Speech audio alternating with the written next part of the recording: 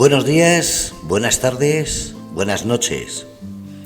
Soy Fernando Rodríguez. Estamos en la noche con una noche en la que alguien nos visita. Ese alguien es una de las personas más reconocidas como criminólogo y como criminalista. Una persona que es además experto en inteligencia e investigación. Una persona que ha recorrido platós y emisoras de todo el ámbito nacional, dando buena cuenta de su profesionalidad, de su saber estar y sobre todo explicando y dando soluciones y respuestas a todo. Se trata de Carlos Barret, pero hoy no vamos a hablar del tema que digamos puede ser especulativo o actual o algo que estén dando. No, vamos a hablar de algo muy diferente. Vamos a hablar de la película La Isla Mínima. Una película con tantos galardones que la gente, cuando en su momento fue estrenada, allá por el 2014, se sorprendía. ¿Cómo podía ser? Pero ahí está. Una película que mucha gente empezó a sacarle parecidos, a sacarle referencias, a buscar quizás donde no había. ¿O sí? Una solución fue directamente callar. La otra fue evitar ese tipo de preguntas. Y hoy, 6 años después, pues ¿qué hacemos? Nos hemos buscado, como he dicho, a la persona yo creo que más indicada para quitar algunas dudas. Ha visto la película infinidad de veces. Dice que es de las películas que más le han encantado últimamente. Y no solamente porque sea criminólogo y la película esté tan bien hecha con ese psicotriller policial, sino porque él, que conoce tantos casos, lo ve desde la perspectiva de esa experiencia como criminólogo y criminalista, pero también como persona amante del cine, del buen cine. Y ahí está. Esa es la diferencia entre lo que muchas veces hablamos, la gente que no entendemos, y la gente que, como él, no solamente comparte experiencias, conoce además casos similares, que de eso vamos a hablar. De lo que es la película, de lo que es la similitud, de lo que es esas habladurías, esos comentarios, esas tertulias que tantas ha habido a través de ciento y la madre de sitios. Una película que ha hecho remover conciencias, una película que hay gente que la primera vez que la vio fue diferente a cuando tuvo una tertulia en la que salió el tema y de repente dijo, necesito verla de nuevo. Eso le ha pasado a mucha gente con muchas películas. Yo me acuerdo, por ejemplo, Avatar. Una película que vi la primera vez y me encantó. Pero es que salí tan contento de la película, con esos efectos, con esas luces, con esa historia, esa trama, que después, cuando íbamos hablando de ella, dijimos, ¿por qué no vamos mañana? Y al día siguiente nos presentamos otra vez a verla. Sí, pues eso le ha pasado a mucha gente con Isla Mínima. Una película que ha dejado a mucha gente sorprendida por la gran labor de su dirección, de su fotografía, de su psicotriller, como digo, policial, con esos guiones tan bien logrados. Es que ha habido momentos en que la gente se ha sentido dentro de la historia, se ha involucrado, recordando otras noticias que en aquellos momentos le han venido a la cabeza. Y eso es el tema que vamos a hablar precisamente con Carlos Barret, nuestro experto en inteligencia e investigación, nuestra persona que en este tema más sabe. Y con la experiencia que tiene en tertulias, en charlas, en cursos y, como no, en su profesión, creo que es el más indicado para hablar de ello. Así que vamos a poner un momento de espera, de intriga, para que mientras, cómo no, vamos a hacer algo inusual, algo que nadie creo que ha hecho, pero vamos a hacerlo. Ahí va, espero que os guste.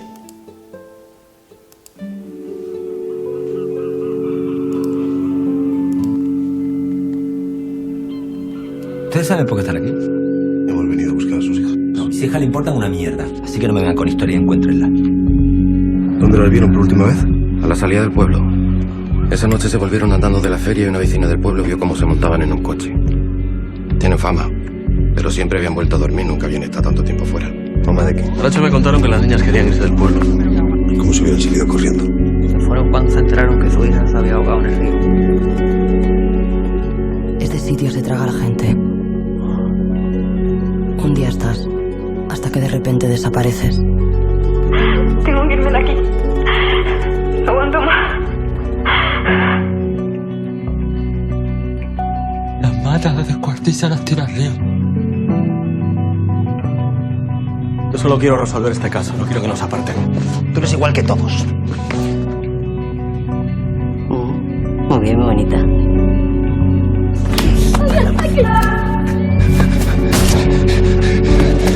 La escopeta.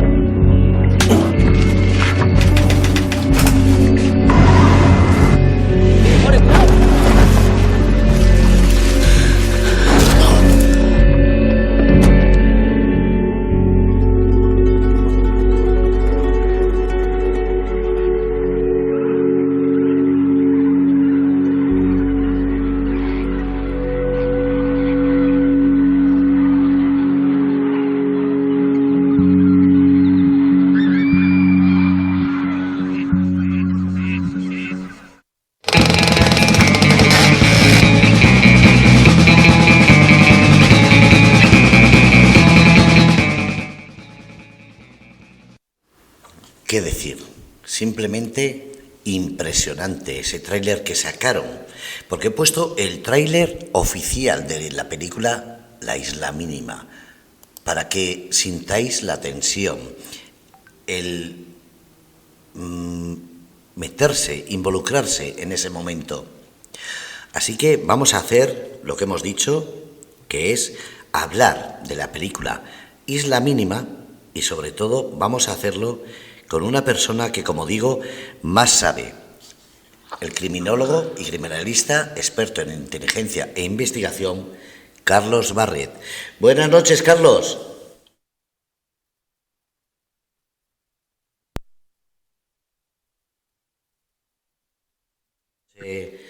En la noche y sobre todo con un programa como es la película Isla Mínima. Sí, efectivamente, ya me comentaste la semana pasada que íbamos a tocar este tema y bueno, refresqué un poquito la sinopsis de la película para poder quizá darte algún matiz más que otro, pero nada, tú mandas. Yo es que comentaba que esta película es de las que no solamente sorprendió el grado de interpretación, de dirección, de guiones, sino de repente se hizo viral.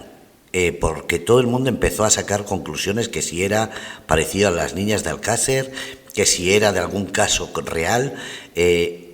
Como criminalista, pero también como persona que le gusta el cine, ¿qué nos diría sobre eso? Pues mira, cuando me comentaste el tema de poder hacer algo alrededor de esta película, la verdad que me pareció muy interesante porque es una de las películas que más me han gustado, sobre todo por el entorno que tenía, el ambiente que ese aura de los años 80 y la España antigua.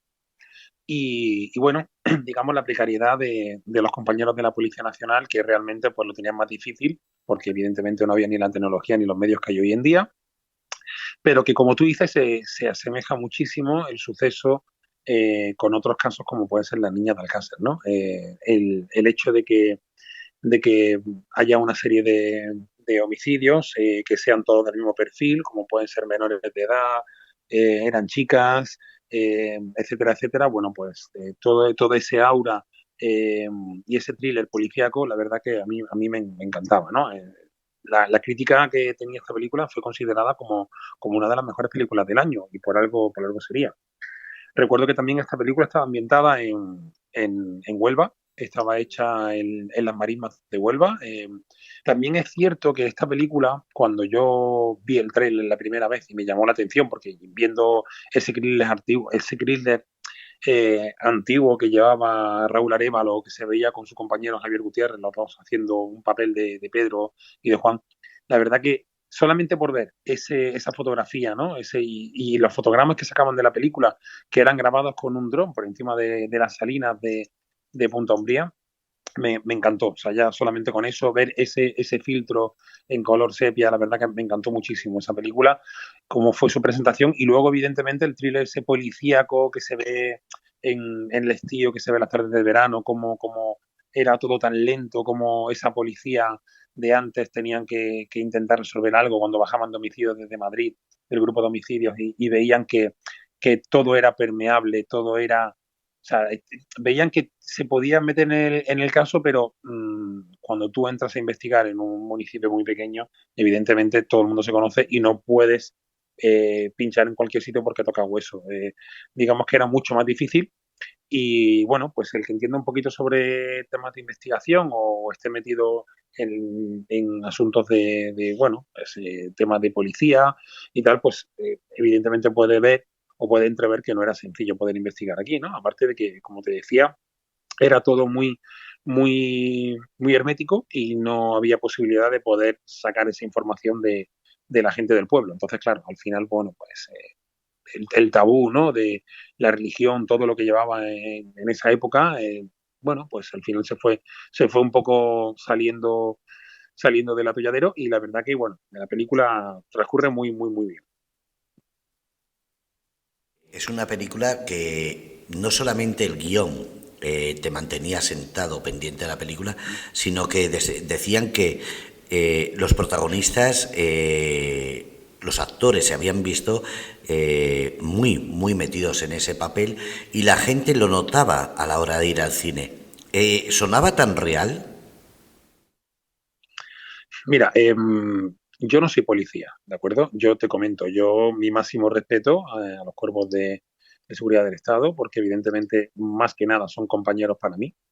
Y meterte en esa época de los 80, cuando la Policía Nacional eran, bueno, pues igual que la Guardia Civil, eran bueno, la máxima institución, ¿no? En seguridad, en vigilancia, en investigación. Bueno, eran detectives de homicidios, como decían en la película, pero realmente el detective en Policía Nacional en España no existe. Eso pasa en Estados Unidos. Ahí son directamente agentes y bueno, cada uno pues dentro de su departamento, ¿no? Digamos que esta película plasma mucho la realidad de lo que era esa policía de antes, ¿no? Los marrones en su tiempo, los grises, como se les suele llamar, ¿no? Coloquialmente. Y te podría decir que el papel es muy bueno. Evidentemente se ve un papel de uno que hace de un policía, bueno, de poli bueno, poli malo, para que nos entendamos, ¿no? En este caso, pues lo hace Javier Gutiérrez, que se hacía llamar Juan Robles, que era un policía que venía de la época franquista, en la cual, pues, digamos que se recrea un poco como aquel Billy el niño que todo el mundo hemos conocido en la realidad, y que fue una mano derecha de la época de la dictadura, en la cual, pues, supuestamente tenía más mano dura que otra persona, ¿no? Y bueno, se nota en la película que va arrastrando un pasado, el cual el otro descubre, pero no comparte por lo que supuestamente hizo. En la misma película se ve que hay un fotógrafo, que es un periodista, el cual pues le hace ver que tiene precisamente ese fallo en el cual pues no se ve identificado, ¿no? Como tiene que actuar un policía. Y bueno, para mí sí creo que hacen el papel como tiene que ser. Yo creo que sí. Para mí es perfecto, y además yo lo veo bastante bien. O sea, realmente a mí me encanta esa película por eso, ¿no? Porque te adentras dentro de ese submundo, de esa España profunda, donde en la investigación transcurre en un segundo plano que la gente en su vida cotidiana no la aprecia, no la puede ver.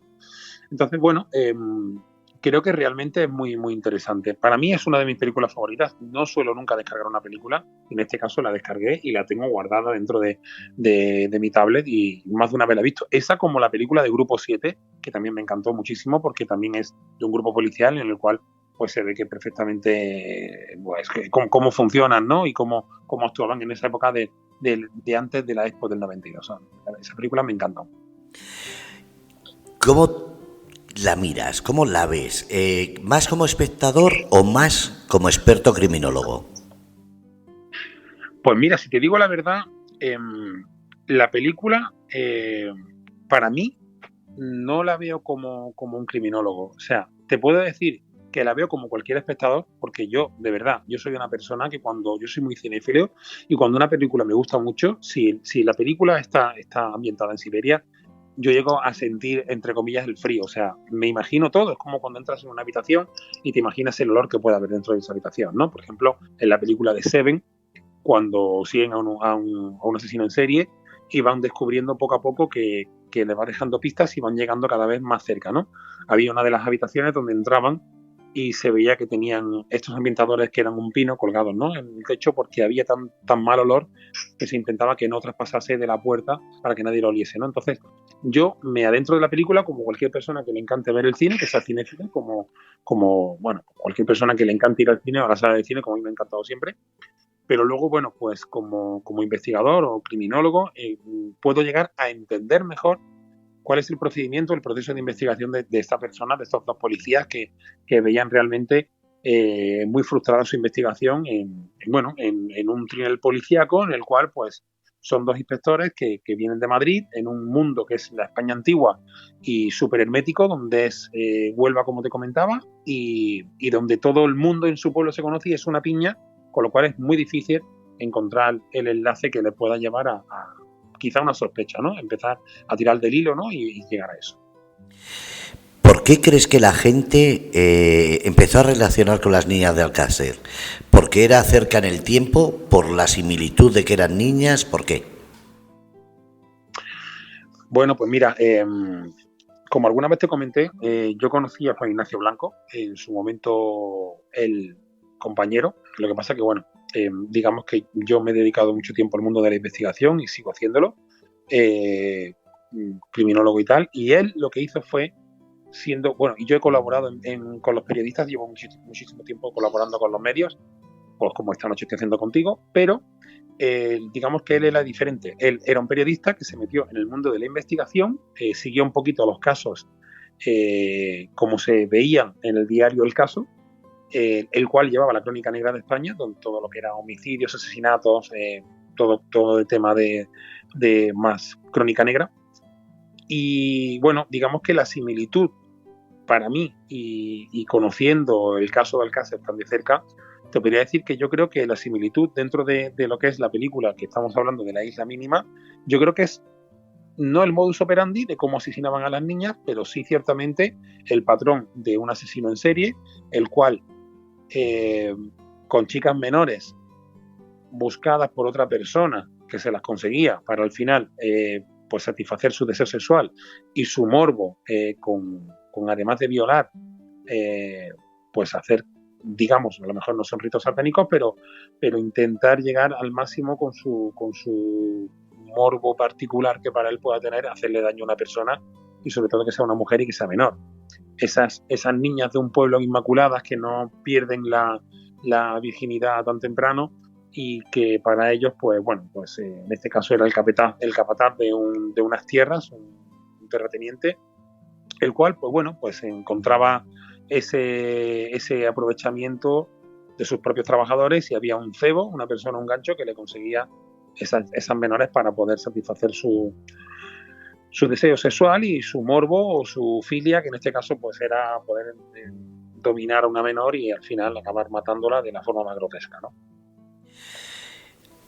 Hablando de ritos satánicos, ha habido casos por toda España en esos años 80 y 90. ¿Crees que si hiciesen una película en la que se recogiese un poquito todos esos casos, ¿nos asustaría la realidad de lo que pasa o nos quedaríamos solamente con un docograma que nos diría tampoco es para tanto? Bueno, mira, en este caso, tanto la Guardia Civil como la Policía Nacional, como te decía antes, para mí, pues evidentemente son los número uno y son los que directamente trabajan en llevando a cabo todo este, digamos, todo lo que son sucesos y todo este terreno, ¿no? En el cual, aparte nosotros, por ejemplo, los investigadores privados lo que hacemos es trabajar en el terreno civil. Nosotros no trabajamos en el terreno, digamos, en el terreno, dentro de lo que es el ámbito, trabajamos en el civil sobre todo, pero sí es cierto que, por ejemplo, trabajos, por ejemplo, que he hecho yo cuando una persona, pues, ven que su familiar, por ejemplo, ha fallecido y dictaminan que ha sido un accidente, ellos no tienen la certeza, quieren una segunda opinión.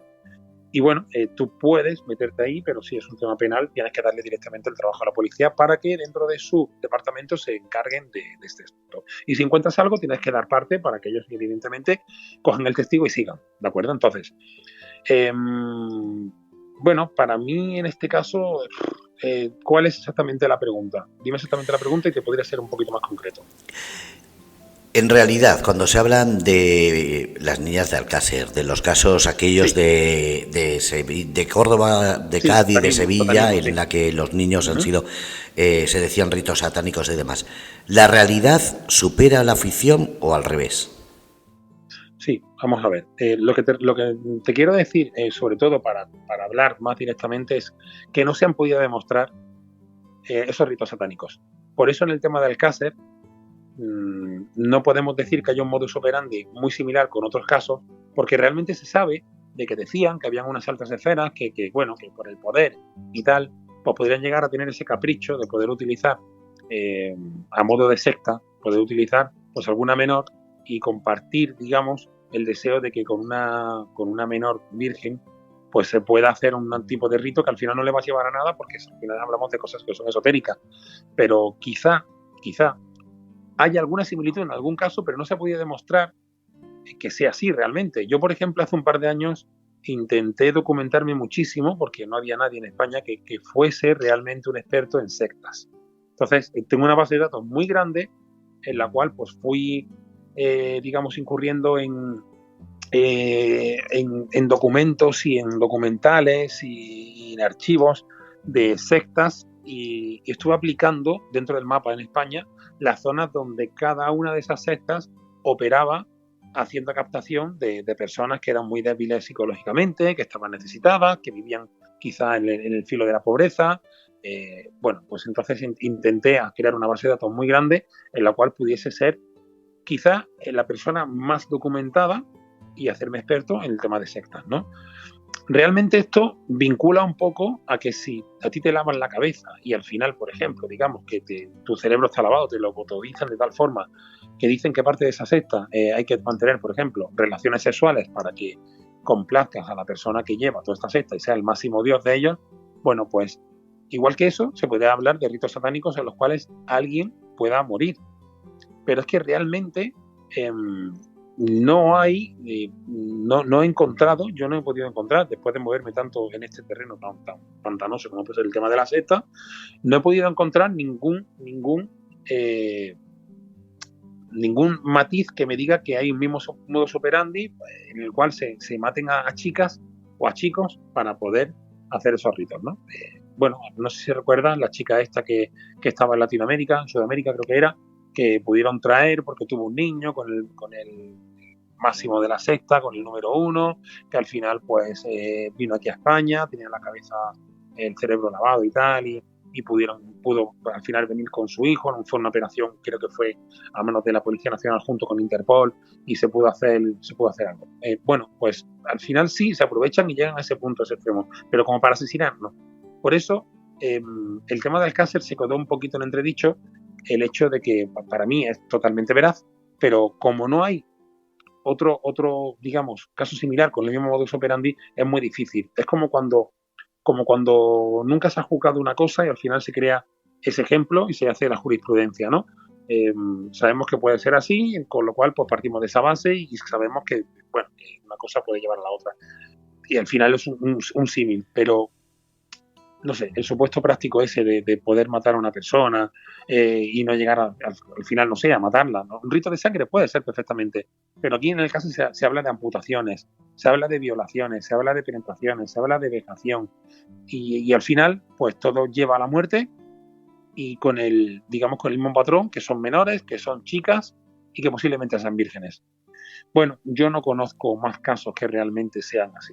No los conozco. Yo sí te digo que me empapé muchísimo en el tema de sectas y no he llegado a conocer ningún tema similar en España. Por eso quizá este tuvo tanta repercusión mediática y también, pues bueno, en la época en la que pasó, pues todavía estábamos rozando una España un poquito más antigua y evidentemente pues los medios no son los que ahora.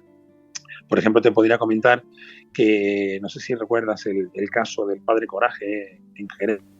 Vivía en aquellos momentos, además, allí en Conil, así que sí, lo conozco muy bien.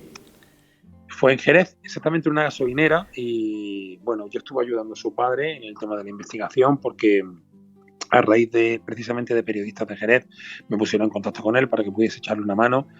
Y bueno, entré en ese caso porque evidentemente este padre movió cielo y tierra, hizo todo lo posible para poder esclarecer o poder intentar que reabriese su caso, y al final se pudo conseguir que por un tetrabric pequeñito se pudiese reabrir el caso al encontrar en un rastro de ADN de sangre, se le pudo sacar algún hisopo de ADN, pues bueno, se pudo conseguir que reabriesen el caso, pero al final, bueno, pues se archivó porque uno de los hermanos que estuvo allí en el tema del asesinato de este chaval cuando fueron a entregar la gasolinera, pues estaba en prisión, estaba en Valencia, creo recordar, y claro, este decía que su hermano que había fallecido fue el culpable. Y al final pues todo quedó en eso. No, te estoy simplificando todo mucho para que que generalizando un poco lo puedas entender. Y así se archivó. Entonces, claro, es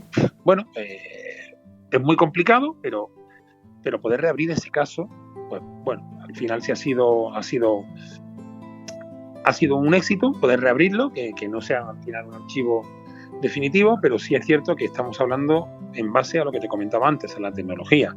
Hace 26 años no había la tecnología que había ahora y evidentemente, por ejemplo, en Jerez no había un grupo de homicidios, que sí estaba en Sevilla, y cuando bajaron el escenario del crimen estaba totalmente contaminado. De hecho, limpiaron antes de llegar, o sea, fue un desastre y bueno, pues al final la investigación no prospera porque todo se queda, y que cuando le llega al juez esa instrucción, pues faltan muchísimos datos y la policía, pues digamos que los pobres no pudieron hacer más y al final, pues bueno, pues ahí se quedó la cosa.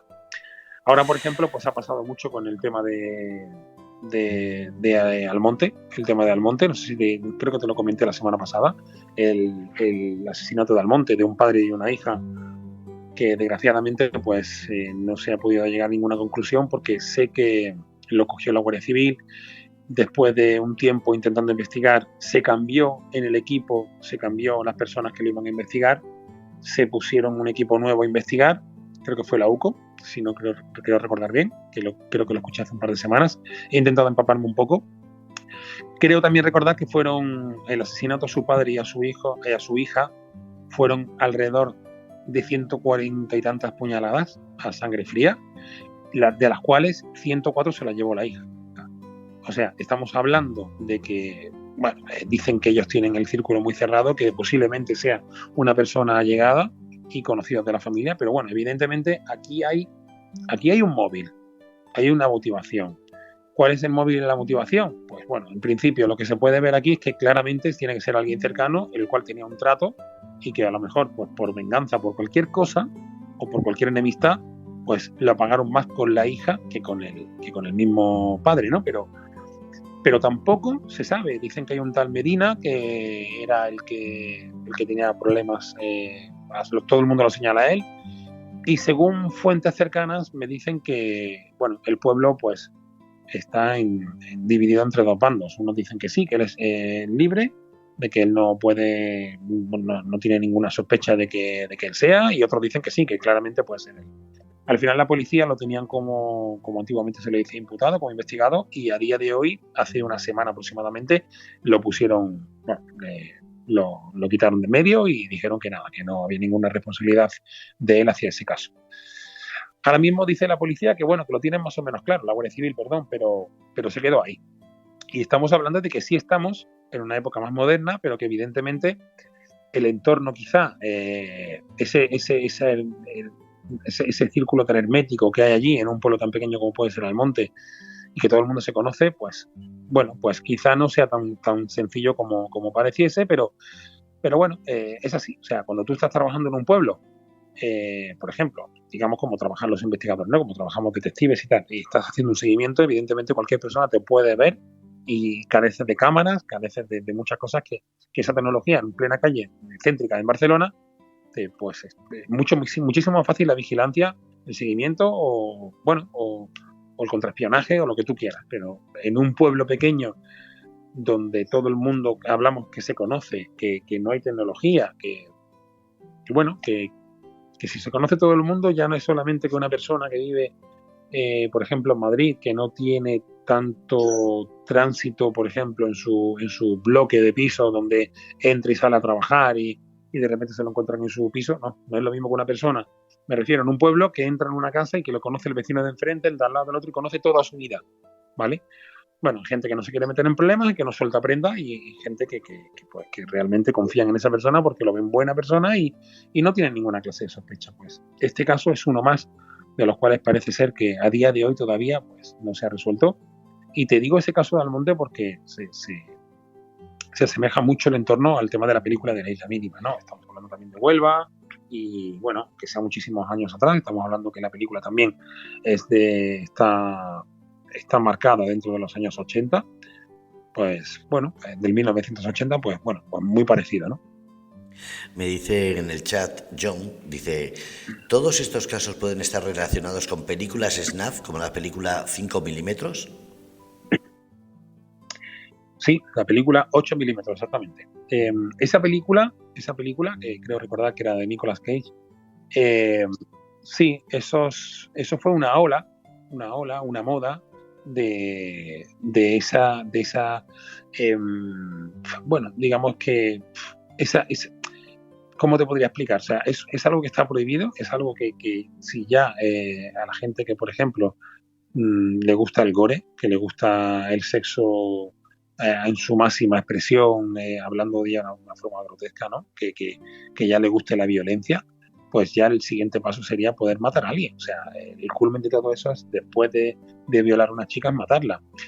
Bueno, pues sí, evidentemente es una ola que en su momento pues estuvo muy de moda, que se hablaba mucho de ese asunto, que decían que circulaban muchos vídeos de todo este tema, del gore y tal.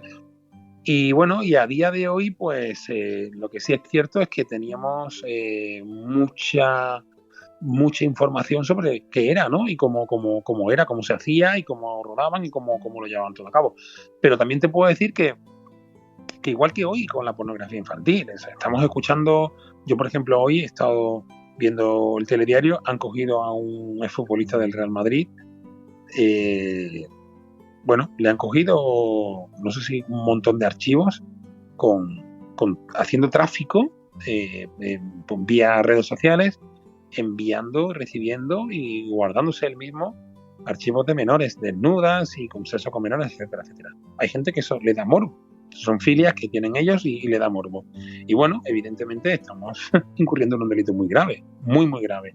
Ya no solamente el hecho de tenerlas y poder difundirlas, ¿vale? Es el hecho de que hay gente que contribuye a vender esas imágenes, a incluso grabar a su sobrina, a su hija, etcétera, etcétera, y trafican con ellos. Entonces, claro, salvaguardar la integridad de un menor siempre tiene que ser una prioridad, ¿no? Entonces, claro, estamos en el mismo terreno. El tema de esa fantasía, de ese morbo que hay gente que le da, pues, bueno, la semana pasada no sé si llegamos a comentar un asunto, no sé si te has enterado, que me imagino que sí, el hecho de, bueno, es el ¿cómo se llama? En Málaga, es que no recuerdo su nombre, en Málaga un hombre que lo han cogido metiendo cámaras ocultas en cuartos de baños, con cuartos de baños públicos, con la ayuda de su sobrina. Sí, está comentado en todas las esquinas. Sí, él lo que hacía era que instalaba cámaras ocultas, eran dispositivos de recabado de imágenes y tal, y con vídeos y tal, donde lo ubicaba dentro de un ambientador, metía una petaca de carga, la cual a lo mejor pues te da 4 horas, y a lo mejor pues ese dispositivo de los chinos que él compraba en cualquier plataforma de venta de productos, pues a lo mejor pues si le duraba media hora o una hora, el dispositivo al mismo tiempo pues tenía y tiene, son dispositivos que van por sensor de movimiento, y cuando entraba una mujer a hacer sus necesidades o entraba a cambiarse o lo que sea, pues lo que hacía que directamente le grababa, y este hombre pues fue recopilando muchísimos datos. Según dice, grabó a unas 70.000 mujeres, pero, unos 70.000 vídeos, pero se dice que se grabó a unas 100.000 mujeres en total, porque cada cámara, cuando recogía, a lo mejor en una mañana recogía a 20 mujeres, con lo cual, pues este hombre, con una base de datos grandísima, ya le había puesto una marca de agua en uno de los marcos de cada vídeo, y se disponía a empezar a traficar con estas imágenes.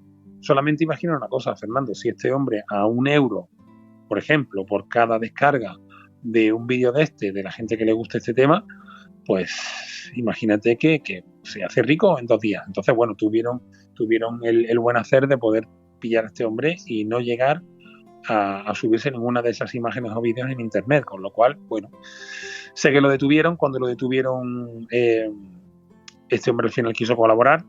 Creo que él tenía ya ubicadas y bueno, instaladas de aquella manera, porque creo que las pegaba con cinta de doble cara o algo así. 25 dispositivos en el AVE de Málaga, en la estación de tal, o sea, tenía por todos lados, ¿no? Y bueno, él quiso colaborar, lo llevó donde lo tenían, lo recogieron, y todo esto fue una alerta que dio una empresa que, al parecer, bueno, las limpiadoras, cuando veían que había un ambientador pegado en la pared del cuarto de baño, pues se pensaban que habían sido los de mantenimiento, y así viceversa, ¿no? Entonces siempre pues estaban ahí puestos, y bueno, hasta que una persona pues vio que era algo raro, lo quitó, vio lo que había dentro, entonces llamó a la policía. Han estado 2 años detrás de esta persona y al final lo han podido coger. Me alegro muchísimo, porque evidentemente es una cosa bastante grave, ¿no? Y cuando un vídeo de esto se sube en un servidor donde, por ejemplo, está en Zimbabue y no hay manera de poder pedir una orden judicial porque no se encuentra, o porque está en una plataforma petrolífera o está metida en un barco en alta mar, no hay manera de poder sacar este vídeo de internet. Es muy difícil, muy, muy difícil. Y esto va rebotando, y al final, pues, tu imagen está en todo el mundo dando vueltas, y al final, pues bueno, si está en internet y al final se comparte en un dispositivo móvil, tú te guardas ese vídeo y lo pasas por grupos de WhatsApp, y al final es una cosa que, aunque lo pases solamente en un grupo de amigos, ya se sale de internet y se queda en el dispositivo móvil.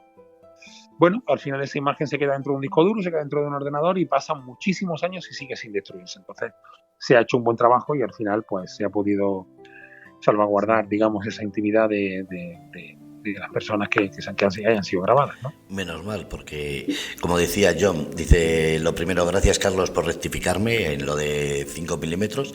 Dice, joder, será porque no hay porno gratis ilegal. A mí me viene una cuestión a la cabeza porque lo ha dicho John también, dice, el dinero y el poder dan el morbo de querer más y como que también más perverso, o eso es un tópico de películas. Pues no es un tópico de películas. Ya no es querer más, sino el hecho de poder tener lo que no tiene nadie. O sea, siempre se ha hablado, por ejemplo, aquí en España, que para tener un sexo fácil y un sexo con menores, pues cruzas el charco, te vas a Marruecos, cruzas el charco, te vas a República Dominicana, te vas a Cuba. ¿Por qué? Por la necesidad de las personas. Tú llegas allí de un país como puede ser perfectamente, no sé, da igual el país, un país tercermundista donde las personas no tienen oportunidades, y tú, que tienes dinero porque estás viviendo en el antiguo continente como es Europa, llegas allí con esas oportunidades, tú digamos, estás por encima socialmente. Entonces ese rango social hace que mucha gente se crea que es más, y solamente con pagar ya obtienes un sexo prácticamente gratis, y obtienes lo que no te va a dar una persona que viva en tu entorno. Entonces, evidentemente, yo creo que el dinero, ya hablando de gente muy pudiente, de ricos, lo que le va a dar va a ser la oportunidad de hacer lo que nadie más puede hacer.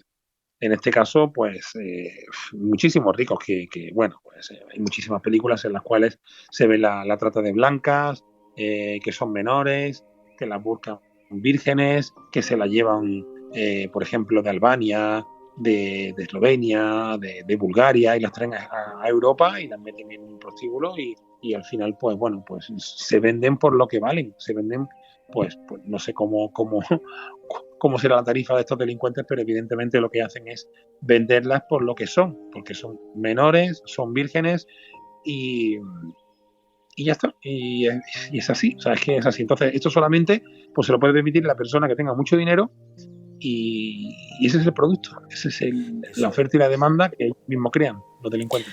Eso es lo que puede haber hecho que creamos que podía haber gente de poder, tanto en el caso Alcácer como en cualquier otro caso así. Siempre queremos, porque tenemos un poquito metido en la cabeza por películas, por comentarios en televisión, en radio, por criminólogos. ¿Crees que eso hace que sea más fácil asimilar que esa gente puede cometer un crimen casi con total impunidad? Bueno, mira, los delincuentes a día de hoy, su escudo jurídico y su salvaguarda aquí es el abogado que tengan de turno, el que conoce toda la trampa, y aunque la policía haga un trabajo excelente, si el abogado sabe cómo moverse bien e interpretar muy bien las leyes, la justicia, aunque el engranaje de la justicia empiece a andar, ellos controlan los tiempos y lo controlan todo como para que esa persona pueda llegar a tener impunidad. ¿Qué es lo que hace que tú, digamos, puedas contratar a ese abogado? Porque con lo que tú estás delinquiendo, por ejemplo, si mueves droga, el mismo dinero que tú ganas con la droga lo utilizas para contratar un buen equipo de abogados. Al final, ese dinero te da prácticamente esa impunidad, porque tú controlas tu campo, tu terreno, que en este caso posiblemente sea el tráfico de estupefacientes, ¿no? Mover droga. Evidentemente, cuando tienes muchísimo dinero, contratas al mejor buffet para que mañana, si tienes un traspiés, no tengas ese problema de que te cojan y entonces, bueno, pues tú estás tranquilo porque tienes un abogado muy bueno. Bueno, según el país, si estamos hablando como antes del tercer mundo, la clase política y jurídica, el Poder Judicial, van casi de la mano porque lo controlan todo, porque hay muchísimo tráfico de influencias, evidentemente es muchísimo más fácil. Pero aquí, al final, lo que se intenta siempre hacer, por ejemplo, en el tráfico de drogas, es ir a por el dinero de esa persona que vende la droga, para quitárselo todo y que no tenga nada y al mismo tiempo no se pueda defender. Meter a esa persona en la cárcel es lo ideal, tirando simplemente de por ejemplo, ese blanqueo de capitales que haya podido tener con el producto de la venta de la droga. Entonces, claro, la persona que tiene dinero, si consigue su libertad o consigue librarse de la justicia, al final puede conseguir todo tipo de capricho. Lo primero que hacen es comprarse un buen coche, poner a nombre de su mujer una casa, llevar ropa carísima, etcétera, etcétera. Pues al final, si lo que quieren es acercarse, meterse en el mundo de la prostitución, que también va de la mano con el tema del tráfico de estupefacientes, al final lo que intentan siempre es tener lo mejor y lo que no tiene nadie.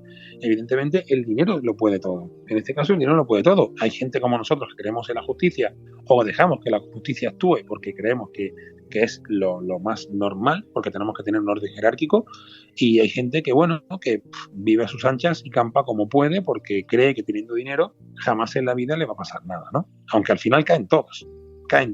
Fernando, no conozco a nadie que sepa que haya coqueteado con las drogas y que al final no haya caído antes o después. Eso es así. Porque, y además me parece estupendo, o sea, me parece estupendo, pero al final es así. Puedes tener mucho dinero, puedes estar arriba ahora, pero al final te salpica y al final caes. Y me parece estupendo, o sea, no hace un bien a la sociedad en la que vivimos, en ninguno de los aspectos. Además que se oyen tantos casos, porque empezamos a escuchar en Galicia el caso Alvariño, creo que se llamó, después el caso de la gitana en Málaga, en Mallorca, los casos de ahora de narcotraficantes que pasan Pero hay una cuestión que siempre me llama la duda. ¿Por qué? Y como investigador lo sabrás mejor. ¿Por qué sabiendo quiénes son? ¿Por qué sabiendo dónde están? ¿Por qué siempre hay unas investigaciones que son tan largas, años y años de investigación, para que al final, como dices, con 4 abogados y están siempre luchando y muchos de ellos les caen cadenas casi de risa? Pues por lo que te estoy diciendo, vamos a ver, cuando tú tienes mucho dinero, Fernando, no necesitas tocar la droga, no necesitas tocar el producto, no hace falta tocar el producto lo toca gente que trabaja para ti. El producto te lo trae gente que trabaja para ti. pero cogerte a ti es lo difícil. Entonces necesitan gente que se infiltre, gente que se adentre en ese mundo, gente que llegue a coger la confianza. Bueno, eso lo veis en la película perfectamente. Luego también, evidentemente, para coger a estas personas tienes que pillarles infraganti en algún mal paso. Entonces tienes que tenerlos muy bien estudiados y es muy difícil porque incluso en grupos hay policías que son corruptos, que están comprados. Evidentemente, quiero confiar en que la mayoría pues lo hacen todo de buena fe y por vocación. Yo, por ejemplo, a mí mi trabajo, mi profesión, me gusta por vocación. Pero hay gente que se prostituye y se vende. Entonces, evidentemente, como en todos los terrenos, en todas las profesiones, en todos los casos de personas que, por ejemplo, se hayan dejado comprar, al final hay que apartarlos. Pero si no los apartas, hay un riesgo de una filtración y una operación puede durar muchísimo tiempo porque hay que asegurarse de que esa persona que quiera escoger caiga. Entonces, aquí ahora mismo lo difícil y lo más complicado de todo es andarse con pieles de plomo. Esos pies de plomo tienen que ser siempre muy, muy, muy consolidados y pasar poco a poco, de pasito a pasito, en la investigación de, por ejemplo, infiltrar a alguien aunque coja la confianza y al final, pues, meterte dentro dentro, ya una vez que esté dentro y tenga la confianza, puede entrar dentro digamos, por ejemplo, pues ya no solamente toca ese menudeo esa persona, sino que sea el ayudante del cabeza o que tenga toda la información. Entonces, cuando ya se cierra ese círculo y se aprieta mucho más el nudo, es cuando hay que entrar. Eso lleva mucho tiempo, evidentemente. Y luego grupos muy cerrados donde no pueden hablar uno con otro porque no es bueno para la investigación. A ver, eso lo sabe todo el mundo, es una cosa que evidentemente en las películas también se ve, pero es complicado, muy complicado. Y luego, por ejemplo, pues te pongo el ejemplo de Al Capone. Al Capone, la época de la ley seca, etcétera, etcétera. Antes no había ese problema de la droga, pero el problema era el alcohol. ¿Cómo consiguieron meter a Al Capone en la cárcel? Por el tema del blanqueo de capitales. Él no iba a tocar nunca una caja de whisky o de ginebra que viniese de Inglaterra.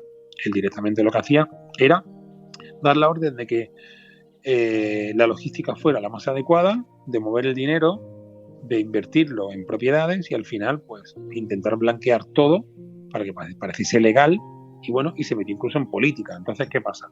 Que al final entró por blanqueo de capitales. Al final aquí lo que interesa es ir directamente a la cabeza. ¿El problema cuál es? El dinero te lo da la droga, ¿verdad? Y con el dinero compras todo lo demás. Vamos a por el dinero. Si vas a por el dinero no puedes comprar más droga. Y si tienes contactos, al final necesitan dinero y todo se mueve con dinero. Vamos a por el dinero. Siempre a por el dinero. Eso es lo mejor. Entonces, claro, es muy complicado, ¿no? Pero al final el dinero lo compra todo, te repito. Así que, bueno, es el modus operandi, digamos, aquí siempre sería ir a por lo que mueve el mundo, a por el dinero. Así es como cayó el cártel de Medellín, así es como han caído muchos cárteles, pero aquí ahora hablamos de la isla mínima. Y no quería despedirme sin volver al tema de la isla mínima. Hay una cuestión que mucha gente lo ha dicho. ¿Cómo se hizo para interpretar, para hacer ese guión? ¿Se buscó criminólogos, se buscó policía? ¿Cómo se hizo para que ese guión saliese tan perfecto? Y como dices, como criminólogo lo ves, pero una persona que no entiende simplemente dice, qué maravilla de película, qué logrado. Pues mira, esta película obtuvo 10 galardones, obtuvo 10 Goyas, o sea, se dice muy rápido, 10 Goyas, ¿vale? Arrasó.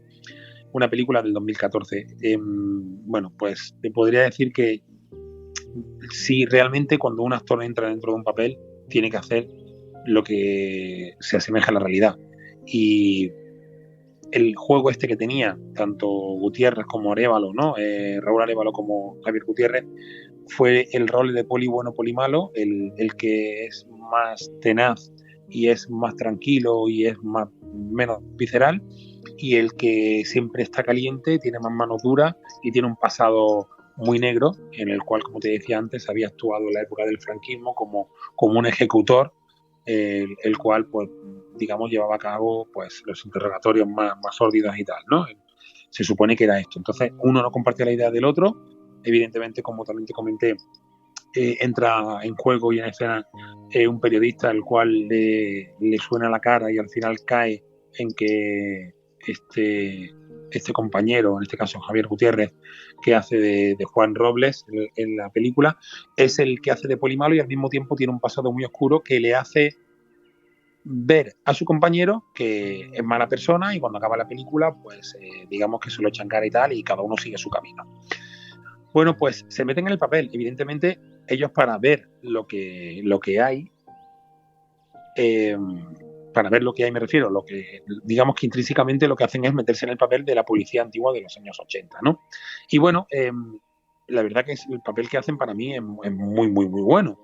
Pero bueno, también como tú me dices a mí, como investigador, yo más bien veo la película como una persona que quizá pueda entenderla más en sus matices, pero a grosso modo la veo como cualquier persona. O sea, no pienso algo que sea más adelantado porque creo que lo que hacen ellos es hacer que todo el mundo entienda la película tal cual como es. Yo, por ejemplo, cuando empecé a trabajar en televisión, por ejemplo en Antena 3, en Espejo Público, donde más he trabajado, cuando salía en televisión siempre salía muy serio. Salía hablando de sucesos, cosas pues muy sencillas como, por ejemplo, una baja laboral, que es uno de los temas que más tocan los investigadores, ¿no? Los investigadores privados, los detectives, hablando así de forma coloquial. Bueno, pues yo salía muy serio hablando y me metía en el papel. ¿Por qué? Me decían, ¿por qué te pones tan serio, Carlos? Porque tienes que empatizar un poquito más con el público. Y yo le decía, bueno, creo que si hablo una tontería y está mirándome cualquier compañero o un abogado para decir, este chaval que estáis hablando, pues, bueno, está diciendo una tontería, entonces tenía que ser serio y hablando con mucha propiedad. Pero luego, evidentemente, me decían, Carlos, sí, pues tienes que empatizar porque a lo mejor hay una mujer en Galicia, en un pueblo pequeño, que está viendo la televisión y si tú te pones a hablar de leyes o de jurisprudencia, va a decir, ¿eso qué es? ¿Qué estás hablando? Entonces, tienes que meterte en ese papel y ser un poquito más cercano y hablar de forma más coloquial para que te entiendan. Entonces, yo a la hora de ver esa película, creo que la veo como todo el mundo porque la película no se la llevan al terreno profesional, se la llevan al terreno más cotidiano o dentro de lo que te hacen entender de la crónica negra antigua y con esa similitud, como hablamos, con el tema de la niña del cáncer, ¿no? Que al final todo está recreado en un aura así de asesinato y tal y bueno, es un thriller policíaco en el cual pues para mí fue excelente, ¿no? La verdad que me gusta muchísimo esa película y me ha gustado mucho que me preguntes por ello, aunque se aleje un poco de la función de un detective, porque realmente, como te digo, los crímenes los investiga la policía y la Guardia Civil, nosotros nos dedicamos a otros menesteres. Pero bueno, también quizá mi perfil, pues en este caso sea el de intentar también, pues con familias que me contraten y tal, intentar esclarecer, o bien buscando pruebas para poder reabrir un caso, o bien intentando sacar como criminalista, un informe en el cual intente hacer entrever de que lo que ha ocurrido no es como se muestra, que quizá pues haya algún hilo de investigación en el cual haya una motivación para poder reabrir ese caso, ¿no? Yo como profesional en este terreno, pues te podría decir que la película para mí, pues sí es muy motivadora, sobre todo eso, porque me motiva a pensar, y a mí todo lo que sea motivarme a pensar, pues ya realmente me gusta. Y por otro lado, como cinéfilo, pues bueno, hay que decirte una película que ha obtenido 10 galardones en el Goya y que los actores pues son de principal elenco, ¿no? O sea, para mí esos actores, Raúl Alévalo, por ejemplo, para mí es buenísimo. Así que bueno, estupendo, la verdad que estupendo. Además es una faceta distinta, como dices, y es bonito escucharte saber que como profesional ves películas de estas y las ves como persona, cosa que nosotros igual queremos ver como si de verdad ocurren las cosas así y no somos capaces. Pero muchísimas gracias, Carlos, por estar ahí, por contar la anécdota y sobre todo por siempre responder tan correctamente y sobre todo de forma tan coloquial. Claro que sí, hombre. Yo siempre encantado de poder colaborar y de que salga para adelante siempre todas las entrevistas y realmente como la gente en el chat en privado pues va preguntando y quiere saber. Yo por mí encantado y siempre que pueda aportar algo, un granito de arena, pues para mí es perfecto. Yo cenaré y me acostaré tranquilo, pensando que he podido ayudar a mucha gente, de verdad. Pues te pasaré el enlace de esta grabación, pero esta noche hay un programa después que también te lo pasaré porque es un tema que dio mucho que hablar, el caso Cursat en Mallorca. Sí. Pues ahora vamos a hablar de ello. ¿Sí? Muy bien, pues estaremos al tanto. Estupendo. Muchísimas gracias. Muchísimas gracias y un saludo a ti y a los oyentes. Un abrazo, Carlos. Buenas noches. Gracias. A ti, buenas noches. Bueno, pues habéis escuchado La Noche con Carlos Barret, investigador, criminólogo y hoy, además, nos ha demostrado que es un aficionado al cine y a las buenas películas. Gracias a todos por estar ahí. Os esperamos el miércoles que viene otra vez a las 10 de la noche para escucharlo de nuevo.